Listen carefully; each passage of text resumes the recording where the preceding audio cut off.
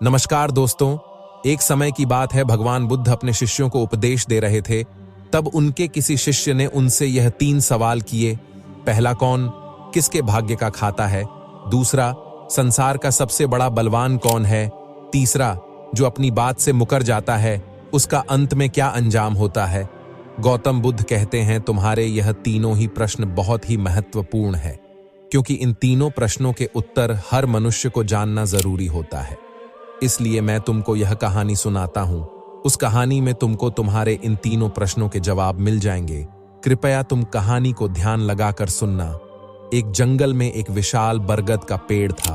उस पेड़ पर एक बाज पक्षी रहता था। उस बरगद से थोड़ी ही दूर पर एक बिल था।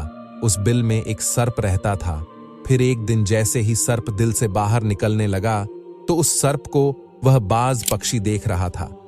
जब सर्प बिल से बाहर निकालने लगा तो उसी समय बाज सर्प पर झपटा, परंतु सर्प अपने बिल से अधिक बाहर नहीं निकला था, इसलिए वह वापस बिल में चला गया। फिर थोड़ी देर बाद सर्प ने अपना मुंह बिल से बाहर निकाला और देखने लगा कि बाज पक्षी यहीं पर है या कहीं पर चला गया। फिर वह बाज पक्षी दोबारा उस सर्प पर झपटा, परंतु वह फिर से वापस अपने बिल के अंदर छुप गया। जैसे ही सर्प अपने बिल से बाहर निकलने का प्रयास करता, बाज उस पर हमला करता और उसे उठाकर ले जाने की कोशिश करता। बाज मन में सोच रहा था कि जब भी तू बाहर निकलेगा तो मैं तुझे अपना भोजन बना लूंगा। और सर्प उस बाज के डर से बिल में छुपा रहता है। जब सर्प को उस बिल में रहते हुए काफी समय हो जाता है तो सर्प मन में विचार करने लगता है कि यदि राजा विक्रम कहीं से आ जाए तो वह दूसरों के कष्टों का हरण करते हैं, और राजा विक्रम ही ऐसे हैं जो मुझे इस बात से बचा सकते हैं। तो राजा विक्रम को याद करता हुआ सर्प उस बिल में छुपा रहता है, और जो भी उस मार्ग से निकल कर जाता तो उसे सर्प कहता कि भाई, कोई मेरी बात राजा विक्रम तक पहुंचा दो या मुझे राजा विक्रम से मिला दो, तो मैं उसका जीवन भर एहसानमंद रहूंगा। फिर एक दिन राजा विक्रम, जो दूसरों के दुखों को दूर करते थे, वह जंगल में जा रहे थे और उसी मार्ग से निकल कर जा रहे थे। तभी सर्प को पता चला कि रास्ते से कोई जा रहा हो, तो वह सर्प बिल के अंदर से ही कहने लगा, भाई, कोई मुझे राजा विक्रम से मिला दे तो मैं उसका जीवन भर एहसानमंद रहूंगा। यह बात जब राजा विक्रम ने सुनी तो राजा विक्रम कहने लगा, क्यों भाई, आपको राजा विक्रम से क्या काम है?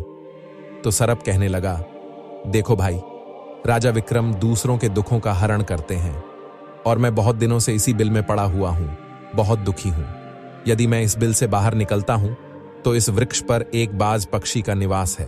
वह बाज मुझ पर उसी समय हमला करता है, इसलिए मैं इस बिल से बाहर नहीं निकलता हूं और ना ही मुझे कुछ खाने को मिलता है।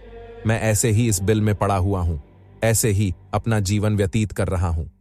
राजा विक्रम कहने लगे कि हे सर्प राज, मैं राजा विक्रम हूं, बताओ तुम्हारे कष्ट का निवारण कैसे करूं? तो सर्प कहने लगा, हे महाराज, जैसा आपको उचित लगे ऐसा ही कीजिए, लेकिन मेरा इस बात से पीछा छुड़ा दीजिए, नहीं तो यह एक दिन मुझे मार डालेगा। राजा विक्रम कहने लगे, हे सर्पराज, तुम कहो तो मैं तुम्हें इस वन में कहीं दूर छोड़ दूं। सर्प कहने लगा, महाराज, जब आप मुझे दूर छोड़ने जाओगे तो यह बाज हमें देख लेगा और यह वहीं पर जाकर फिर से बैठ जाएगा और मौका मिलते ही यह मुझे मार डालेगा। राजन, आप मुझे कुछ समय के लिए आपके अंदर में बिठा लीजिए। आप पेट में बैठने के लिए मुझे स्थान दे जाए।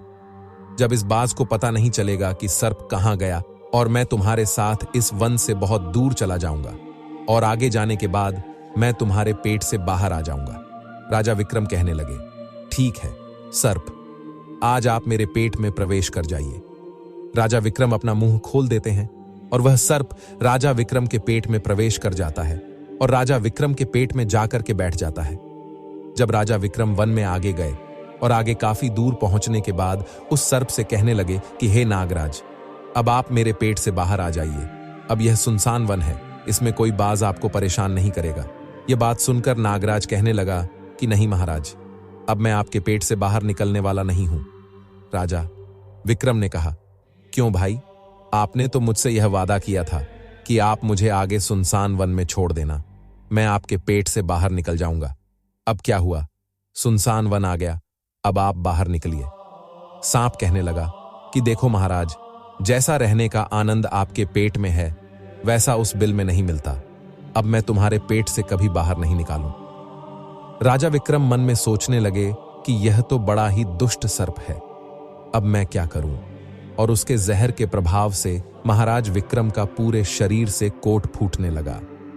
महाराज विक्रम के शरीर से कोट निकल आया। राजा विक्रम मन में सोचने लगे कि अब मैं यदि राजधानी को वापस जाऊंगा तो यह अभी संभव नहीं है, क्योंकि मैं इस वक्त खोड़ी हो गया हूं और मुझे इसी वन में रहकर इस नागराज से भी छुटकारा पाना है।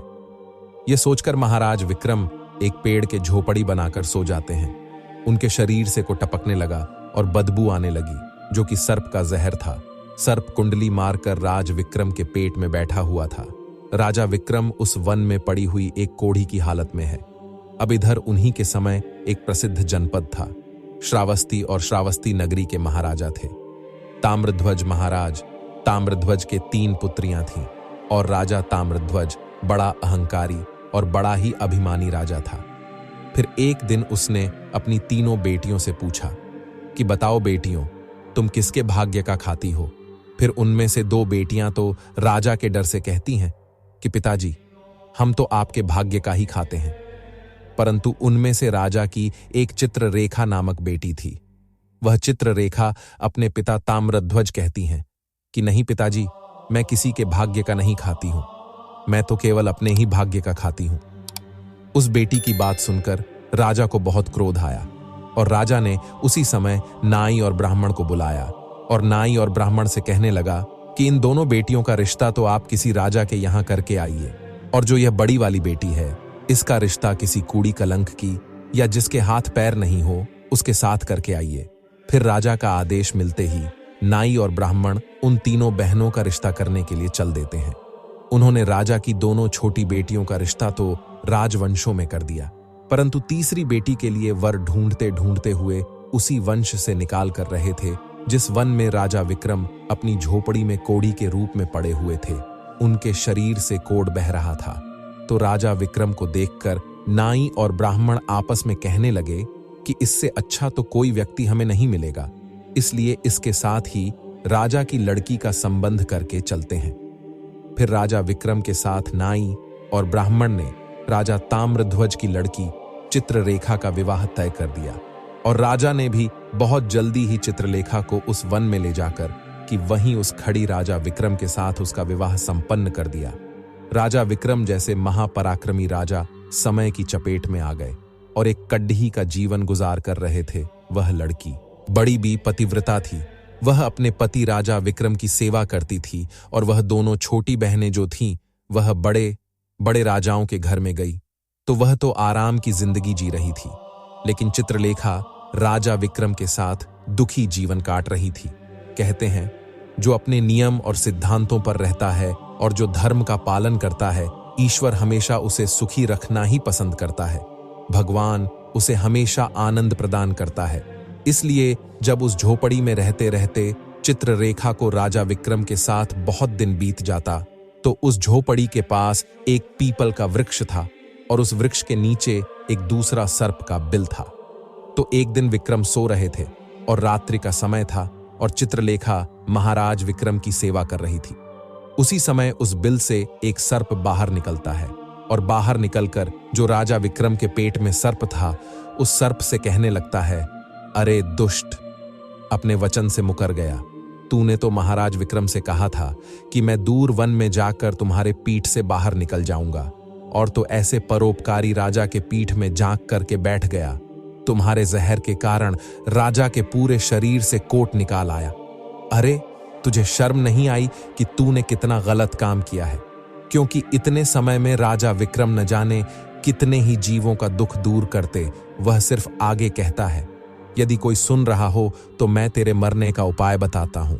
यदि कोई गंगा जल लाकर के इस राजा को पिला दे तो तेरे उसी समय शो टुकड़े हो जाएंगे और मल के रास्ते से बाहर निकल जाएगा। अब राजा के पेट के अंदर बैठा हुआ जो सर्प था, वह दूसरे सर्प से कहने लगा कि तेरे जैसा भी मैंने कभी नहीं देखा। धन के खजाने पर कुंडली मार कर बैठा है। यदि यह धन मानव समुदाय के कल्याण के लिए लगाया जाता तो इससे न जाने कितने मानवों का भला होता। मैं भी तेरे मरने का उपाय बताता हूं। यदि कोई सुन रहा हो तो कोई पीपा तेल गर्म करके तेरे बिल में डाल दे तो उसी समय तो नष्ट हो जाएगा। और इस बिल वाले स्थान की खुदाई करेगा, यहां पर अपार धन संपत्ति निकलेगी। उस बात को चित्रलेखा बड़े ध्यान से सुन रही थी। चित्रलेखा ने मन में विचार आया, यह राजा विक्रम है और इनके पेट में एक सर्प बैठा हुआ है, इस कारण महाराज के शरीर से कोढ़ निकाल रहा है। तो वह बेचारी चित्ररेखा एक आर्षी के आश्रम पर पहुंचती है और उन आर्षी अनुरोध करती है कि महात्मा, मुझे क गिलास गंगाजल की आवश्यकता है। आर्षी ने कहा, बे तुम कौन हो और गंगाजल का क्या करेगी? तो वह चित्ररेखा कहने लगी, हे मुनिवर, मैं राजा तमध्वज की बेटी चित्ररेखा हूं और मेरे पति के लिए मुझे दवा के रूप में गंगाजल चाहिए। उस आर्षी ने उसे एक गिलास गंगाजल दे दिया। अब चित्ररेखा गंगाजल लेकर जल्दी ही महाराज विक्रम के पास पहुंच गई और पहुंचकर महाराज विक्रम से कहने लगे कि महाराज, यह दवाई है, आपके कोढ़ को सही करने के लिए आप इसे ग्रहण कीजिए। राजा विक्रम उस गंगाजल को पी गए और जैसे ही राजा विक्रम ने उस गंगाजल का पान किया तो उस सर्प के उसी समय 100 टुकड़े हो गए। जो पेट में था वह सर्प नष्ट हो गया। वह धीरे धीरे राजा के शरीर से मल के रास्ते से बाहर निकल आया। अब तो राजा का कोट धीरे धीरे सही होने लगा और कुछ ही दिनों में राजा का कोट बिल्कुल सही हो गया।